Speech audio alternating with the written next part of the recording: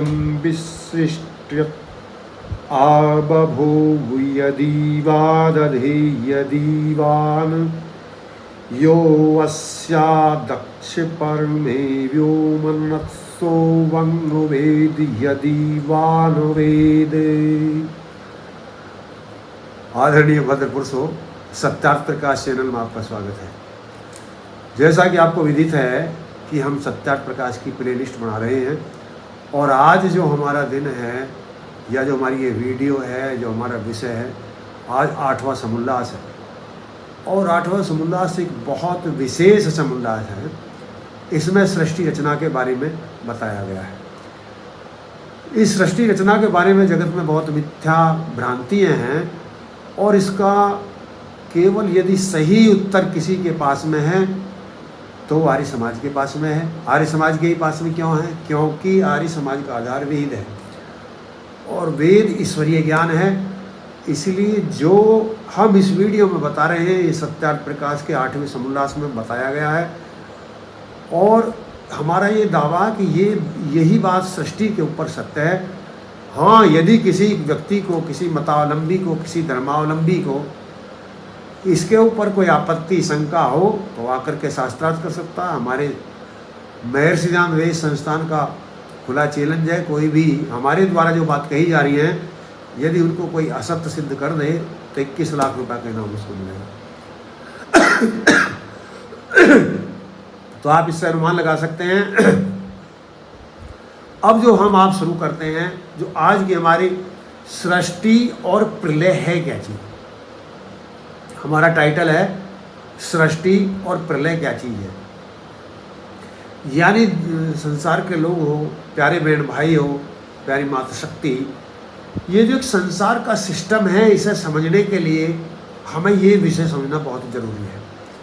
और जब तक हमें इस विषय का बोध ना हो कि सृष्टि क्या है, प्रलय क्या है, तो हम अंधेरे में हैं। हमारी गतिविधि इसी तरह रहेंगी जैसे एक अंधेरे में बैठा व्यक्ति तीर छोड़ रहा हो।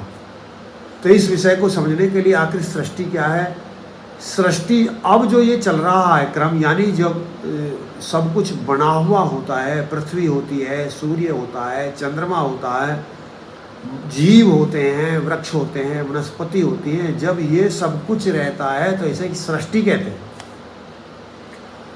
और जब ये नहीं रहता है तो उसको प्रलय कहते हैं।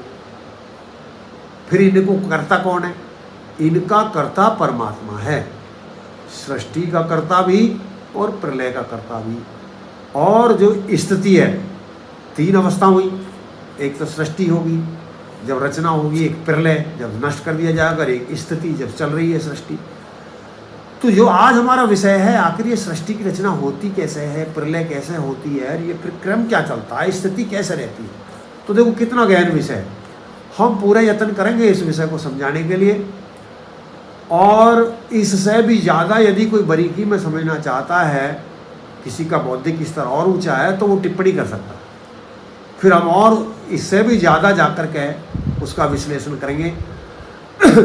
आज जो हम विश्लेषण कर रहे हैं, जैसा एक साधारण वे में सामान्य ज्ञान संसार के अंतर्गत है और समझने की सामर्थ्य है, ये हम इतना प्रकाश यहाँ इस वीडियो के अंदर डाल रहे हैं। अब सुनिए, सृष्टि यानी जब आप और हम सब हैं, ये सृष्टि है। और जब कुछ नहीं रहेगा, कुछ नहीं, ना अग्नि रहेगी, ना जल रहेगा, ना वायु रहेगी, ना कुछ भी पदार्थ रचित नहीं रहेगा। हाँ, एक आधान है कि प्रलय सदैव ऐसी नहीं होती है। कभी प्रलय वायु तक होती है, कभी प्रलय जल तक होती है, कभी प्रलय अग्नि तक होती है। और ये जहाँ से प्रलय शुरू होती है, जहाँ तक प्रलय होती है, वहीं से सृष्टि शुरू होती है। यानी प्रलय भी अनेक बार होती है। कभी वो जहाँ जो सृष्टि है, यानी पहले हम इस सृष्टि से शुरू करें कि सबसे पहले जो परमात्मा संसार के अंदर जो रचन करता है, वो प्रक्रिया महतत्व है, अहंकार है, सूक्ष्म भूत हैं, फिर स्थूल भूत हैं। वो प्रक्रिया एक लंबी है। उसके माध्यम से यानी फिर वायु का रचन करता है। अब वायु का जो रचन परमात्मा करता है वो कैसे करता है, जैसे संसार में यानी किसी चीज़ को जब छेदा ना जा सके, विभाजित ना किया जा सके, उसको परमाणु कहते हैं। यानी संसार में सबसे छोटी जो रचना होती है उसे परमाणु कहते हैं। और जब वे 60 परमाणु जुड़ जाते हैं तो 60 परमाणु जुड़ जाने के बाद में वो एक दिव्याणु बनते हैं, दिव्याणु बन जाता, एक अणु बनता है। और फिर 2 अणुओं को मिला करके 60 अणुओं को, एक 60 परमाणुओं से एक अणु बनता है और 2 अणुओं से एक दिव्याणु बनता है। और उन 2 दिव्याणु से जो है वायु बनती है। यानी जो 2 दिव्याणु हैं उनसे वायु बनती है। अब जहाँ तक सृष्टि की प्रलय होती है, कभी ऐसा भी होता है कि प्रलय वायु की भी प्रलय हो जाती है, यानी वायु भी नहीं रहती है, कुछ भी नहीं रहता, सब नष्ट हो जाते हैं। और कभी ऐसा भी प्रलय होती है, जल तक प्रलय होती है, कभी अग्नि तक प्रलय होती है। तो जहाँ तक प्रलय होती है फिर वहीं से सृष्टि प्रारंभ होती है। तो या ऐसे भी हम कह सकते हैं कि जब जैसे जहाँ सृष्टि बनी, पहले जैसे सृष्टि स्थूलकार हुई, पहले सृष्टि में महतत्व की रचना हुई, फिर अहंकार की रचना हुई, अहंकार की रचना के बाद में फिर सूक्ष्म भूत की रचना हुई, फिर स्थूल वायु की रचना हुई। फिर जब स्थूल वायु की रचना हुई परमात्मा ने, तो वहाँ से सृष्टि चल रही है। पहले कहाँ से चली, पहले महतत्व बना, यानी जब बिल्कुल परमाणु भी नहीं था, यानी पूरा जब छिन्न भिन्न था, कुछ नहीं था, जब कुछ भी नहीं था, जब वहाँ से रचना प्रारंभ हुई, जो सत्व रज तमस तीनों जो उसके जड़ीय पदार्थ हैं, जो इनका संघात शुरू हुआ, जो संघात शुरू हुआ और परमाणु का निर्माण हुआ, फिर परमाणु से अणु का निर्माण हुआ, और अणु से फिर दिव्याणु का निर्माण हुआ, फिर उनसे वायु का निर्माण हुआ, और वायु के निर्माण के बाद में फिर अग्नि का निर्माण हुआ, अग्नि के बाद में फिर जल का निर्माण हुआ, जल के बाद फिर पृथ्वी का निर्माण हुआ, और पृथ्वी के बाद फिर औषधि का, औषधि के बाद अन्न का, अन्न के बाद वीर्य का, और वीर्य के बाद शरीरों की रचना। तो ये सृष्टि का क्रम है। अब मैं जो कह रहा हूँ, यदि इस विषय में कोई ज़्यादा जानकारी करना चाहता है तो वो टिप्पणी करके हम उसके लिए विशेष लिख के देंगे, या फिर दूसरी वीडियो जब डालेंगे, अब उसका कोई अधिकारी होगा, कोई जानना चाहेगा। तो ये प्रोसीजर है जब सृष्टि बनती है। अब प्रलय में ये सब नष्ट हो जाता है, परमात्मा ही नष्ट करता है इन सबको। अब ये जब सृष्टि बढ़ती है तो सृष्टि बढ़ती कैसे है, जैसे पृथ्वी बन गई, पृथ्वी बनने के बाद में जैसा आपने देखा, जब पृथ्वी बन गई फिर औषधि बनी, औषधि के बाद फिर अन्न बने, अन्न से ही जब वो डले बिखरे पृथ्वी के ऊपर, यानी ये सब रचना हो चुकी है जब तक मनुष्यों की रचना नहीं हुई। प्रकृति है जब रचना शुरू होती है, जब पृथ्वी की रचना हो जाती है, पृथ्वी की रचना के बाद अन्न की रचना होती है, यानी औषधि, औषधि से अन्न, अन्न के बाद फिर वीर्य। अब जो आप देखेंगे जो 2 प्रकार के पदार्थ हैं ना, एक क्या पदार्थ हैं कि जो खाने के लिए बने हैं, और एक कौन से पदार्थ है जो खाने के लिए बने, जो खाने के लिए बने हैं। तो वो जो चेतन है, जो आदि खाते हैं, 2 प्रकार के पदार्थों की रचना करता है। तो परमात्मा पहले सृष्टि के अंदर उन पदार्थों की रचना करता है जो खाए जाते हैं, खाने वालों की बाद में रचना करता है। यदि पहले खाने वालों की रचना कर दे, खाने वाले पदार्थ की रचना ना हुई हो, तो फिर क्या होगा, वो तो भूखे मर जाएंगे। तो ईश्वर तो बहुत सर्वोत्तम ज्ञानी है, उसके बराबर तो कोई ज्ञानी नहीं है, तो उसकी रचना में कोई न्यूनता थोड़ी हो सकती। तो वो क्रम से रचता है परमात्मा। पहले वो खाने का सामान रचता है, और जब खाने का सामान तैयार हो जाता है रच करके, फिर खाने वाले को रचता है बाद में। तो ये ऐसे जब प्रारंभ में ये रचना होती है जीवों की, देखो वो बीज रच दिए परमात्मा ने, सब वृक्षों के, सब अन्नों के, सब सब्जियों के, सब फलों के, परमात्मा ने क्या बीजों की रचना कर दी। अब बीजों की रचना पृथ्वी के अंदर कर दी, और वो फिर जो वो वृक्षाकार हो गई, सब फल फूल आ गए, औषधि आ गई, अन्न आ गए। जब सब कुछ उपलब्ध परमात्मा ने बहुत अधिक संख्या में अच्छे सृष्टि सजा दी है, अच्छी प्रकार की। अब उन जीवों का जन्म होना शुरू होगा कि जो भोजन करते, पूरी सृष्टि सज चुकी है, रज अन्न आदि, फल आदि, औषधि सब बना लिया है परमात्मा ने, सबका निर्माण कर लेने के बाद में अब उनका निर्माण करता है जो चेतन जीव हैं जो भोजन करते हैं। और उन सब का, उनमें मनुष्य भी है, उनमें सबका जो परमात्मा रचना करता है, उन जो युवा अवस्था में नरमादा तैयार होते हैं। यानी जो सृष्टि चलती है वो पहली बार में ऐसी नहीं चलती जैसी माता पिता के द्वारा अब आप देख रहे हैं। इसे कहते हैं मैथुनी सृष्टि। यानी सृष्टि दो प्रकार की होती है, एक ऐश्वर्य सृष्टि होती है और एक मैथुनी सृष्टि। ये क्रम के आधार पर। वैसे सृष्टि अलग भी एक प्रकार की है, अब कोई अंडा के द्वारा हो रही है, कोई जन्म के द्वारा हो रही है, तो ये अलग प्रक्रिया है। और कुछ वैसे ही हवा में भी हो जाती है, तो वो अलग अलग सृष्टि है। जो हमारा यहाँ जो प्रयोजन है, जो कि सृष्टि दो प्रकार की, एक ऐश्वर्य सृष्टि। ऐश्वर्य सृष्टि ऐसी होती है कि जिसमें माता पिता के बिना शरीरों की रचना होती है। आपको इस बात पर आश्चर्य हो सकता है, लेकिन सिस्टम है परमात्मा की व्यवस्था, वो कर सकता। आप कहेंगे ऐसे कैसे हो सकता है?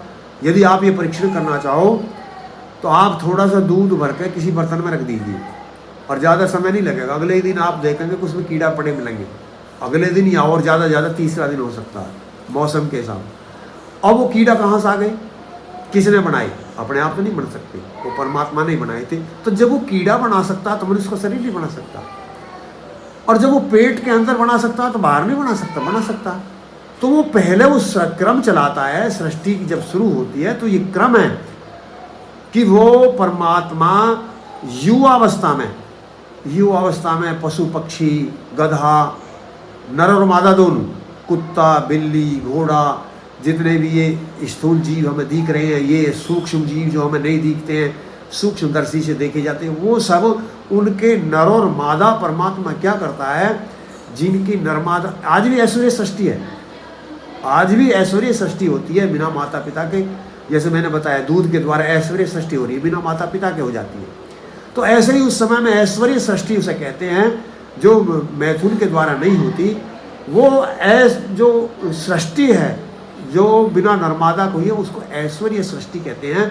और उन जीवों के जैसे जो उस जीवों के उस समय के कर्म थे, ऐश्वर्य सृष्टि में जन्म लेने के जिन जीवों के कर्म थे, उन जीवों को परमात्मा उस सृष्टि में भेजता है। और वो एक दो व्यक्ति नहीं भेजा जाते, वो हजारों व्यक्ति होते हैं, वो करोड़ों व्यक्ति होते हैं। ऐसे व्यक्ति से मतलब नर-मादा दोनों होते हैं, और तरुण होते हैं, वो बुढ़े नहीं होते हैं, ना वो बालक होते हैं। बालक हो तो उनका पालेगा कौन, और वो बुढ़े हो तो उनके सेक्स शक्ति नहीं रहेगी, तो फिर आगे जन्म कैसे चलेगा। तो वो तरुण अवस्था में परमात्मा उनको तैयार करता है। और उन पैदा हुए में जो चार पवित्र आत्मा होती है, जो चार पवित्र आत्मा होती हैं, उनको परमात्मा चारों वेदों का ज्ञान देता है। उनको चारों वेदों का ज्ञान परमात्मा देता है। उसके आधार पर फिर वे चार व्यक्ति उन सब जन्मे हुए और अन्य व्यक्तियों को ज्ञान कराते हैं।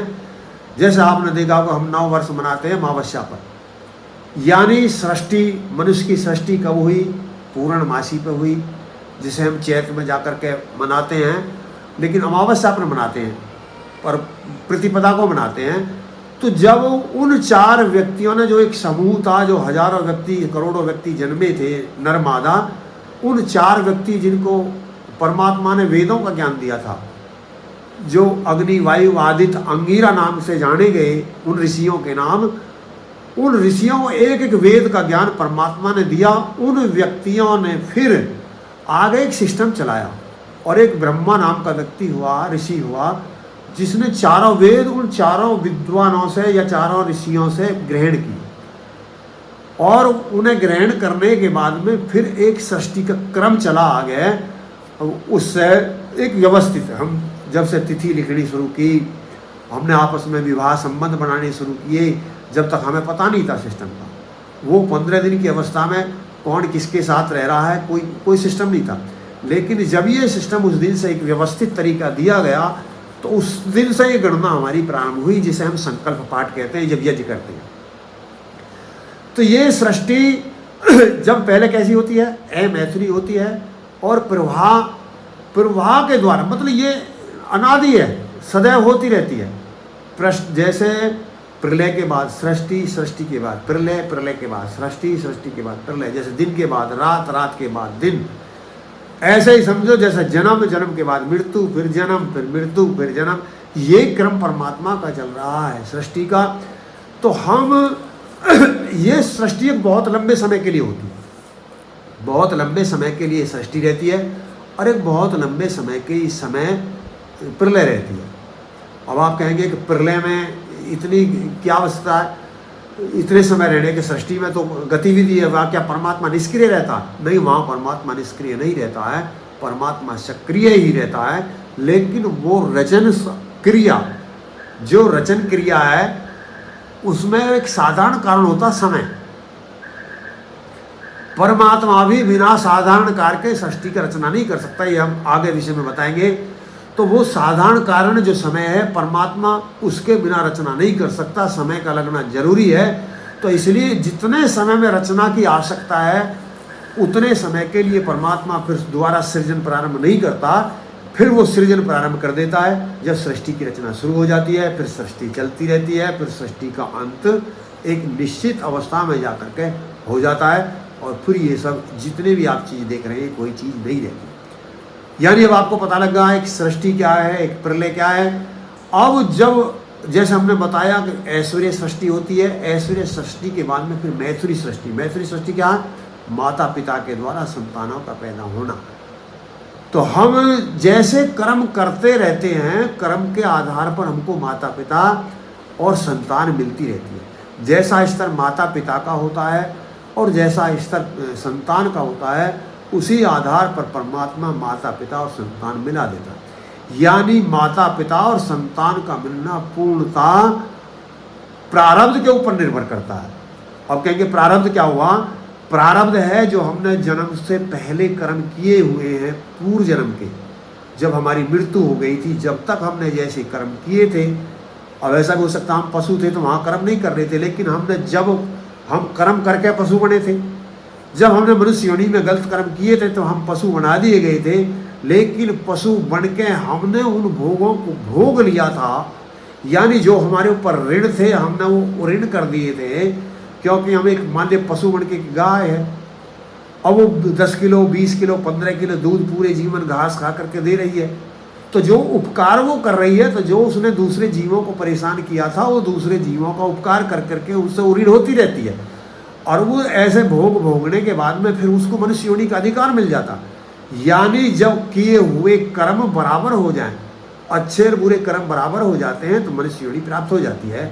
और यदि बुरे कर्म अधिक हो जाते हैं तो मनुष्य योनि नहीं मिलती है, फिर दूसरी योनि में भेज दिया जाता है, वृक्ष आदि योनियों में भेज दिया जाता है। और वहाँ पर जैसे कर्म उसके क्षीण होते रहते हैं, भोग। यानी अब जैसे एक वृक्ष बना दिया परमात्मा ने, एक जीव ने बुरे कर्म किए, उसने उसको पीपल का वृक्ष बना दिया, और पीपल हजारों वर्ष तक भी खड़ा रह सकता है, और हजारों वर्ष खड़ा हुआ उपकार कर रहा, वो ऑक्सीजन दे रहा संसार को, ताप झेल रहा, अग्नि झेल रहा, वायु झेल रहा, एक जगह खड़ा है, सब जगह उसे झेलते हुए जो संसार का उपकार कर रहा। तो जो उसने बुरे कर्म किए थे, उन उपकारों के माध्यम से वो अपने कर्मों का भोग कम कर रहा है, भोग दे रहा है, दूसरे जीवों को सुख दे रहा है। जो दूसरे जीवों के अधिकारों का हनन किया था, उनकी उसको प्राप्ति हो रही है। तो ऐसे में कम करके वो फिर मनुष्य योनि में आता है, और फिर उसको मनुष्य योनि प्राप्त हो जाती है। तो ये हम जैसे कर्म करते हैं, कर्मों के आधार पर हमको शरीर मिलता है, स्तर मिलता है। तो ये हमारा प्रारब्ध है। अब प्रारब्ध की रचना पुरुषार्थ से होती है। जो हम करते हैं, अब जो हम वर्तमान में कर रहे हैं, ये प्रारब्ध का जनक है, लेकिन ये प्रारब्ध को काट नहीं सकता, अगला रचन कर सकता है। जो प्रारब्ध आपने कर्म करने के बाद में रच दिया, उसको आप पुरुषार्थ से काट नहीं सकते, उसको भोगना ही पड़ेगा। जो प्रारब्ध है उसका जनक पुरुषार्थ है, लेकिन पुरुषार्थ में प्रारब्ध को काटने की सामर्थ्य नहीं है। हाँ, वो फिर अगले प्रारब्ध को जनक बनेगा, उसका जन्म देता रहेगा। तो ये जो क्रम है सृष्टि में, परमात्मा पूरी सृष्टि को रचता है, और जो जीव परमात्मा के उस स्वरूप को समझ लेते हैं, परमात्मा के उस सही रूप को समझ लेते हैं, वो उसके उस सही रूप को समझ के वेद रूपी संविधान में विधान में रह करके वो अपने कर्म करते हैं, तो वो संसार में सुखी रहते हैं। और जो इस सिस्टम को नहीं समझ पाते हैं वो संसार में सुखी नहीं रह सकते। वो सुखी क्यों नहीं रह सकते? कि जब किसी को ये पता ना हो कि यहाँ की नियमावली क्या है, यहाँ का संविधान क्या है। जो व्यक्ति ऐसा मानते हैं कि संसार का संविधान कुरान है, पुराण है, बाइबिल है, गुरु ग्रंथ है, भगवत गीता है, वो सत्यता से अनभिज्ञ हैं, सत्यता वो नहीं जानते हैं। सत्यता वेद के, केवल वेद ही ईश्वरीय ज्ञान है और वो अपने में पूर्ण है। लेकिन वेद भी जो आज प्रतिपादित है, वेद तो वही है, लेकिन सब व्यक्ति संस्कृत नहीं जानते क्योंकि वेदों का ज्ञान संस्कृत में है। और फिर उसको जनाने के लिए विद्वानों ने उनके भाष्य किए। तो जो भाष्य किए गए हैं, या तो ऐसे व्यक्तियों ने भी भाष्य कर दिए हैं जो विद्वान नहीं थे, अधिकारी नहीं थे, जानते नहीं थे, या ऐसे व्यक्ति ने भी भाष्य किए हैं जो वेदों की निंदा करने चाहते थे, जैसे महीधर है, या जितने भी अंग्रेजों ने उसे, मैक्स मूलर है, ये आदि जो व्यक्ति हुए जो अंग्रेज जो इसको निंदा, जो यानी बाइबल की प्रशंसा करना चाहते थे और वेद की निंदा करना चाहते थे, तो उन्होंने भी ऐसे भाष्य किए। और सायण और रावण ऐसे व्यक्ति हुए, उभट, अब जो विद्वान नहीं थे। तो यदि आप वेदों का ये सही स्वरूप और सत्य जानना चाहते हो, संसार की सत्यता समझ के जी सकते हो। नहीं जीने को तो गधा, घोड़े, कुत्ते, बिल्ली सब जी रहे हैं, उसमें कोई दिक्कत नहीं है।